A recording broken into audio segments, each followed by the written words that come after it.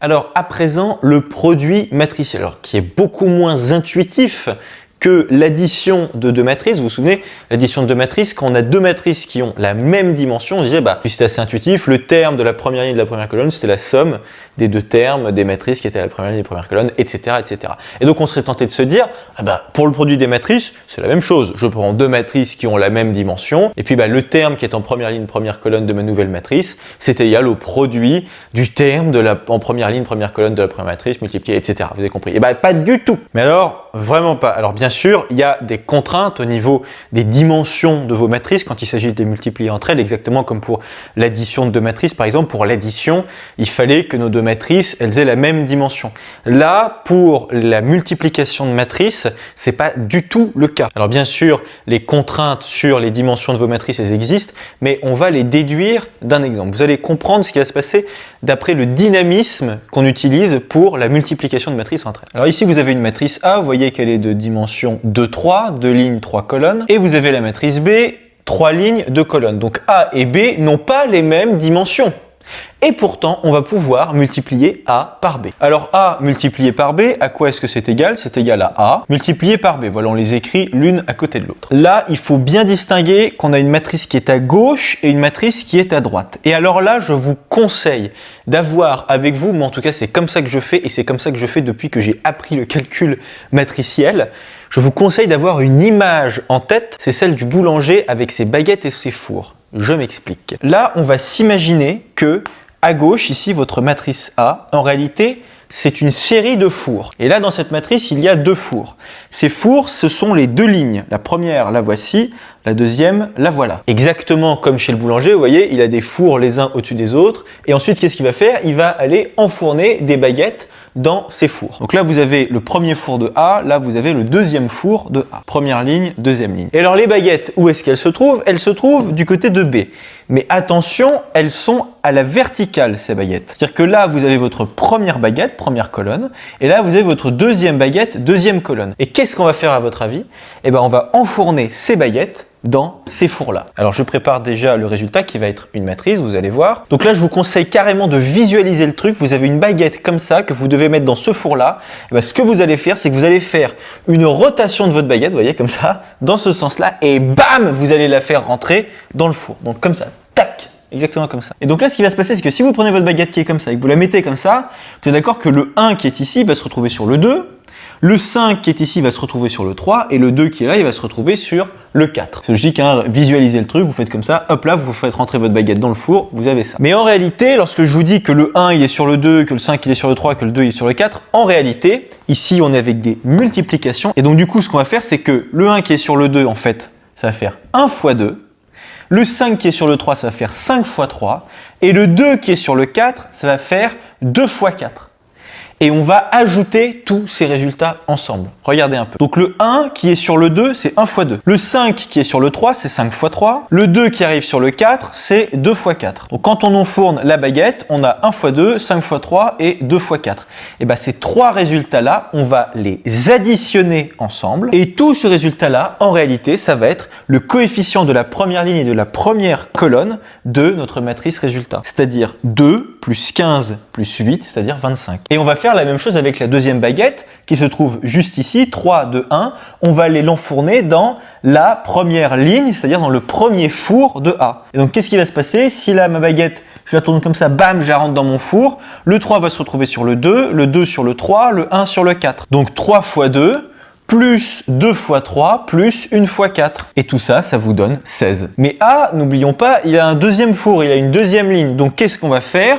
On va enfourner encore une fois la première baguette dans le deuxième four, cette fois-ci. Et suivant le même procédé, tac, vous la faites rentrer comme ça dans votre four. Et le résultat que vous allez avoir ici, ça va être 1 fois 1 plus 2 fois 5 plus 2 fois 1. C'est-à-dire 1 plus 10 plus 2, c'est-à-dire 13. Et ensuite, votre deuxième baguette, vous allez l'enfourner dans votre deuxième four à son tour. Et donc, hop là, vous la faites rentrer là-dedans. Et donc, ça va vous donner 3 fois 1 plus 2 fois 2 plus 1 fois 1. Ce qui va vous donner 8. Et là, vous avez votre matrice résultat, votre matrice produit. Ça, c'est le produit de A par B. C'est ce tableau de nombres, c'est cette matrice-là. Alors, grande question quand même, comment est-ce qu'on fait pour déterminer la dimension de notre matrice résultat. Vous voyez que la dimension de A, c'était 2 lignes, 3 colonnes. La dimension de B, c'était 3 lignes et 2 colonnes. Et là, on se retrouve avec une matrice produit avec 2 lignes et 2 colonnes. C'est quand même... Pourquoi est-ce qu'on a ça? Alors d'abord, le nombre de lignes. Pourquoi est-ce qu'on a 2 lignes? Et bien ça vient du fait que votre matrice A, elle n'a que 2 fours. Elle n'a que 2 lignes. Parce que par exemple, pour la première baguette, hop là, on l'avait enfournée dans le premier four, ça nous avait donné 25, le résultat qui était ici. Ensuite, on l'avait enfournée dans le deuxième four, ça nous avait donné 13. Mais imaginons par exemple que A, elle ait eu un troisième four, c'est-à-dire qu'elle a eu 3 lignes, 1, 2 et puis une troisième ligne en dessous. Et bien on aurait aussi enfourné cette baguette dans le troisième four et ça vous aurait donné un autre coefficient juste en dessous, ici. Vous voyez le truc? Donc là, le nombre de lignes que vous avez à la fin, c'est le nombre de fours de A. C'est en fait le nombre de lignes de A, si vous voulez. Et alors, au niveau des colonnes, pourquoi est-ce qu'on a 2 colonnes dans notre résultat? Et bien là, ça vient du nombre de baguettes qu'on doit enfourner. Ça vient du nombre de colonnes de B. Parce que regardez, pour la première baguette, on l'avait enfournée ici, par exemple, ça nous avait donné ça. Okay. Ensuite, ça nous avait aussi donné ce nombre-là, 13, lorsqu'on avait enfourné cette première baguette dans la deuxième ligne. Okay. Donc, ça nous avait donné cette colonne-là. Ensuite, pour la deuxième baguette, on l'avait enfournée dans le premier four, ça nous avait donné ça. Ensuite, ça nous avait donné 8 lorsqu'on l'avait enfourné dans le deuxième four. Mais imaginez que B, elle ait eu une troisième colonne. Imaginez qu'on ait eu une troisième baguette. Qu'est-ce qu'on aurait fait avec cette troisième baguette? Et bien, à son tour, on l'aurait aussi enfourné dans le premier four. Ça nous aurait donné un résultat ici, un coefficient ici. Et on l'aurait aussi enfourné dans le deuxième four. Ça nous aurait donné un autre coefficient ici. Donc, en réalité, le nombre de colonnes de votre résultat, c'est le nombre de colonnes de B, c'est le nombre de baguettes que vous devez enfourner. Et donc, c'est pour ça, à la fin, qu'on se retrouve avec une matrice de dimension 2, 2. Alors, 2 lignes parce que vous avez 2 fours à gauche, vous voyez, votre matrice de gauche, elle a 2 lignes, et 2 colonnes, parce que votre matrice de droite, elle a 2 colonnes, il y a 2 baguettes à enfourner. Alors maintenant, si on veut formaliser et généraliser le produit matriciel, là, ça va être un petit peu plus coton avec les notations, mais il faut être un peu habitué à ça. Donc dans le cas général, si je prends une matrice A, qui appartient à MNP de K, là vous voyez que l'indice des lignes, il est compris entre 1 et N, et l'indice des colonnes, il est compris entre 1 et P, et vous voulez multiplier cette matrice par une matrice B, qu'on va appeler BIJ. Alors attention, B, à quel espace matriciel est-ce qu'elle appartient? Combien de lignes est-ce qu'on va avoir et combien de colonnes est-ce qu'on va avoir? Parce que je ne sais pas si vous l'avez senti, mais il y a un truc qui n'est pas possible, c'est que imaginez que votre baguette, elle soit plus grande ou plus petite que votre four, ça va pas le faire, ça va pas matcher. En fait, pour qu'une baguette de B rentre dans un four de A, il faut que cette baguette, elle ait exactement les mêmes proportions, si vous voulez, que votre four. Donc imaginez une seconde que là, pour B, il y ait eu une ligne supplémentaire, donc là, vous ayez eu 2 autres coefficients. Et ben là, vous n'auriez pas pu multiplier A par B parce que vos baguettes, elles auraient été trop grandes par rapport à vos fours à gauche. Tout comme s'il n'y avait pas eu cette ligne-là, on n'aurait pas pu non plus multiplier A par B parce que là, la baguette, elle aurait été trop petite par rapport au four. Donc il faut obligatoirement que votre baguette là, elle fasse exactement la taille de votre four ici. Donc ça veut dire quoi? Ça veut dire que le nombre de lignes, voyez, le nombre de lignes de B doit être égal au nombre de colonnes de A. Sauf que le nombre de colonnes de A, il est ici, c'est P. Donc obligatoirement, I, là, le petit I qui est ici, il est compris entre 1 et P. Voilà, le P qui est ici, c'est le même que celui qui est là. Le nombre de lignes de B, c'est égal au nombre de colonnes de A. Alors, en ce qui concerne le nombre de colonnes de B, là, vous pouvez en mettre autant que vous voulez. Du moment que le nombre de lignes de B est égal au nombre de colonnes de A, il n'y a pas de problème, vous pouvez avoir 10 milliards de baguettes. Et donc là, le nombre de colonnes de B, il peut aller jusqu'à un autre entier qu'on peut appeler Q, par exemple. Et le Q qui est là, il n'a rien à voir avec le N et le P de A. Vous voyez, il ne subit pas de contrainte. Vous n'avez aucune contrainte sur le nombre de colonnes de B. Et alors maintenant, si on appelle C la matrice produit de A par B, donc C c'est égal à A fois B, alors le terme général de C, on va le noter CIJ. Et alors là, attention, la matrice C, elle a combien de lignes? Alors on se souvient, le nombre de lignes que vous avez à la fin, c'est le nombre de fours que vous avez au départ. Donc c'est-à-dire que le nombre de lignes que vous avez à la fin, c'est le nombre de lignes de A. Donc c'est N ici dans le cas général, vous voyez? n, c'est le nombre de lignes de A. Donc I, il est compris entre 1 et n. Et J, lui, on se souvient, le nombre de colonnes de votre résultat à la fin, il est égal au nombre de baguettes que vous avez enfournées. Et donc, en fait, il est égal au nombre de colonnes de B. Et le nombre de colonnes de B, c'est quoi? C'est Q. Donc J, lui, il est compris entre 1 et Q. Mais il faut quand même préciser la valeur de ce CIJ. Alors je le note rapidement pour tout IJ qui appartient à un N, un Q. Là, le I, il appartient à un N, ok. Et le J, il appartient à un Q. Et bien, CIJ, à quoi est-ce qu'il va être égal? Là, il faut réfléchir 2 secondes à ce qu'on a fait pour obtenir, par exemple, le 25 qui est ici. Comment on a fait pour obtenir ce 25-là? On a pris cette baguette-là, hop là, on l'a enfournée ici et on a fait 1 fois 2 plus 5 fois 3 plus 2 fois 4 et ça nous a donné 25. Bon, déjà, ce qui se passe, c'est qu'on fait une somme.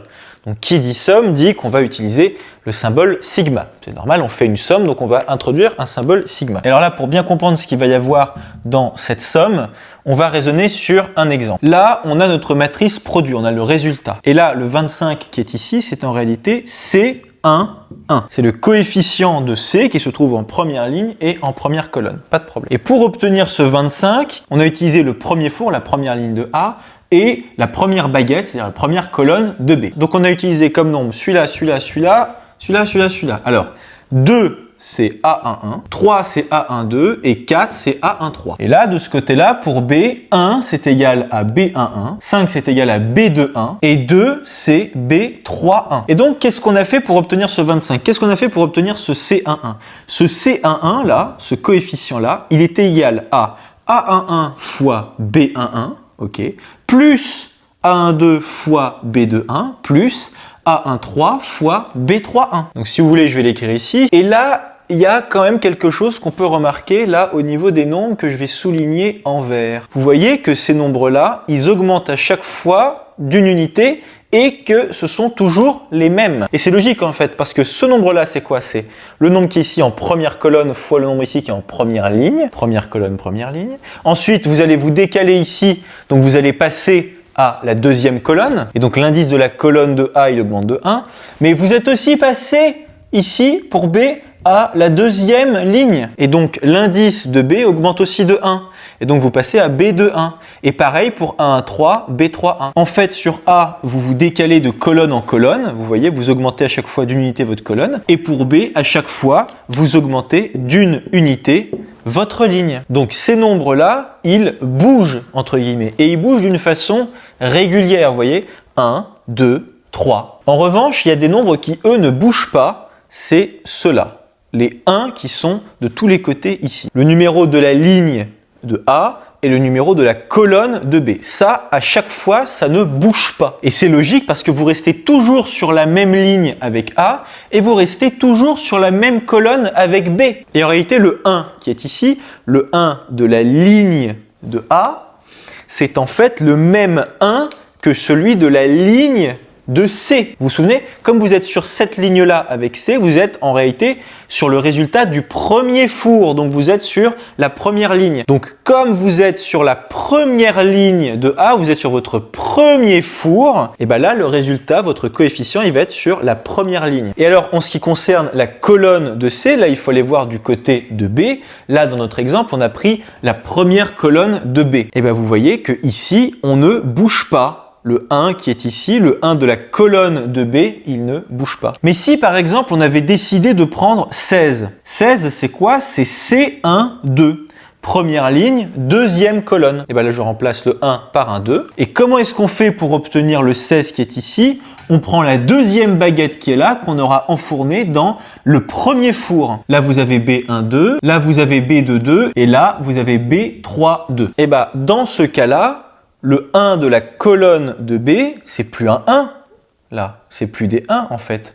C'est des 2 qu'on va avoir. Là, vous allez avoir des 2 à la place des 1. Vous voyez, pour avoir C12, lui, vous avez fait A11 fois B12, plus A12 fois B22, plus A13 fois B32. Donc le 2 qui est ici, le numéro de la colonne où se situe votre coefficient dans votre résultat, c'est en fait le numéro de la colonne que vous avez choisi chez B. C'est en fait le numéro de la baguette que vous avez décidé d'enfourner. Tandis que 1 ici, le coefficient de la ligne, c'est le numéro du four sur lequel vous avez enfourné. Et donc dans le cas général, CIJ c'est égal à la somme des AIK fois BKJ pour K allant de 1 jusqu'à P. Alors pourquoi? Regardez un petit peu, en fait c'est tout à fait logique. Le I qui est ici, c'est le numéro du four sur lequel vous voulez enfourner, que vous retrouvez juste ici. Vous voyez?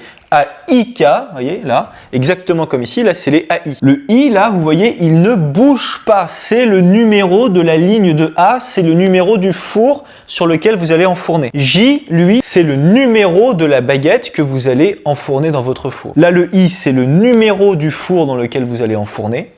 Et le J, c'est le numéro de la baguette que vous décidez d'aller enfourner dans ce four. Et là, vous voyez que les couples en vert, là, 1, 1, 2, 2, 3, 3, ben vous voyez que en fait, c'est eux là, c'est les K qui bougent d'une unité en unité. C'est pour ça qu'on a un compteur qui va de 1 jusqu'à P. Vous allez voir pourquoi on va jusqu'à P. Mais vous voyez déjà que là, les K, ils sont bien au bon endroit. Le K là, c'est un compteur qui va bien d'une unité en unité et il n'y a pas de problème. C'est exactement comme dans notre exemple.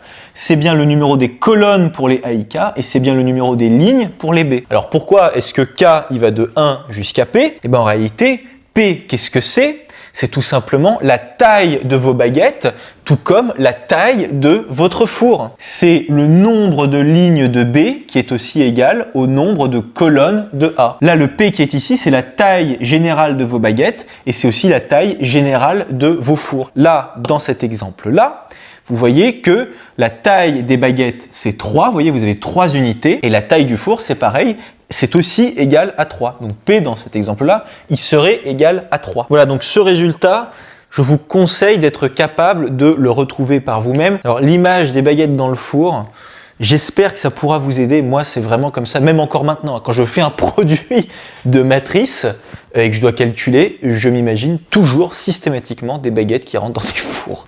Voilà, bah c'est comme ça que ça fonctionne, hein. Alors, juste au passage, une remarque quand même extrêmement importante, c'est que le produit matriciel n'est pas commutatif. Ça veut dire quoi que le produit matriciel n'est pas commutatif? Ça veut dire que A fois B n'est pas égal à B fois A. Contrairement à ce que vous avez par exemple avec les réels. La multiplication de réels, elle est commutative. Si vous faites 5 fois 3, ça va bien être égal à 3 fois 5, il n'y a pas de problème, c'est commutatif. Les matrices, ça ne fonctionne pas. Vous voyez que A fois B, ça donne ça, B fois A, ça ne va pas du tout donner ça. B fois A, ça va donner une matrice qui ne sera même pas de la même dimension que A fois B. Donc c'est pour vous dire, la commutativité entre matrices, no way. Hein. Enfin, je veux dire, ça existe, il y a des matrices qui commutent entre elles, ce sont des matrices très spécifiques, mais c'est vraiment l'exception qui confirme la règle. Hein. La règle, c'est que le produit matriciel n'est pas commutatif, sauf exception. Et alors une deuxième remarque assez marrante, c'est que quand vous faites le produit de deux matrices non nulles, eh bien, vous pouvez parfois tomber sur la matrice nulle. Et c'est assez logique si on y réfléchit, on peut facilement trouver des exemples de matrices qui sont non nulles et qui, multipliées entre elles, vont donner une matrice nulle. Mais on verra tout ça dans des exercices après.